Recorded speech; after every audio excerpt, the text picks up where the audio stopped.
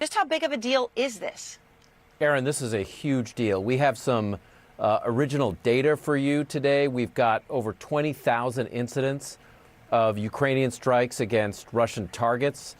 They include everything from oil and gas facilities to these kinds of communications hubs and radar installations in cities like Moscow and St. Petersburg. And as Nick just outlined, we're seeing huge numbers of attacks in Crimea, where they've closed the beaches down. Schools are now closed in Crimea.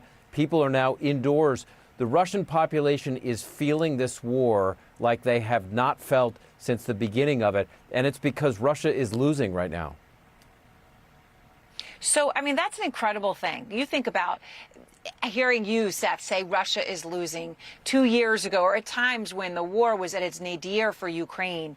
It's incredible. I know you have this new report coming out, and you're going to detail these 20,000 strikes by Ukraine inside Russia. What is the impact of that and what you're talking about? Kids not being able to go to school, beaches closed in Crimea, images of thick black smoke over Moscow regularly. Is this making Putin's situation truly at risk? Well, it's certainly not helping him, Aaron. I mean, no war is ever linear, so it may not continue in this direction forever. But I think when you combine Russia's economic problems, high inflation, its economy is really struggling, particularly when you get out of the oil and gas sector. And then when you look at the sheer number of casualties and fatalities, the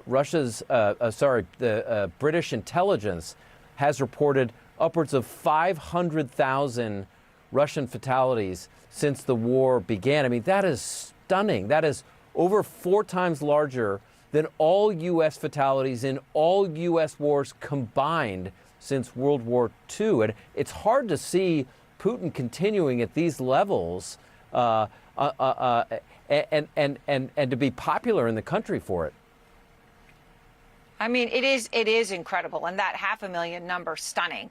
Seth, you know, there's also Foreign Policy magazine citing a Russian military blogger's claim along those lines that the life expectancy of an average Russian soldier in an assault operation is 20 to 35 minutes. That's it. You go in an assault operation, you're going to die in 20 to 35 minutes if you're an average Russian. 10 days to 3 weeks is the lifespan of a soldier from training to combat. That's it. You go into combat 10 days to 3 weeks. I mean, we can't independently verify this. It's consistent with what you're talking about from British intelligence. How long can Russia sustain losses on that scale, both just mathematically, but also societally and in terms of Putin's hold on power? Yeah, Aaron, and there are some indications in that what you call the kill zone. It's about a 20 to 40 kilometer area between where the Russian and the Ukrainian front lines are, where a lot of these Russian casualties are happening. I mean, our numbers are that for parts of the war, the Russians were losing 2-to-1 ratio to the Ukrainians. Now it's up to 8-to-1. The challenge for Putin, if he mobilizes, is that it could impact people in Moscow and, you know, the sons of elites. And I think that's where he would have a problem.